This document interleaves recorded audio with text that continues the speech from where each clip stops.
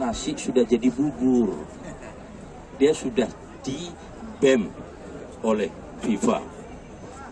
Statuta FIFA tak membolehkan politik. Makanya saya bilang, hantu pun kalau punya tim bola, masuk ke daftar FIFA, tak boleh ada yang menghalangi. Sekarang untuk ke depan kita harus pikirkan. Kasih semangat itu tokoh pimpinan-pimpinan yang punya decision maker. Apa itu? Jangan sampai ada tambahan hukuman dari FIFA untuk PSSI.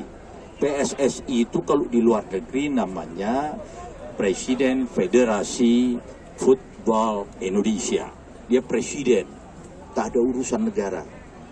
Tetapi tak boleh buat sembarangan oleh para di negaranya masing-masing.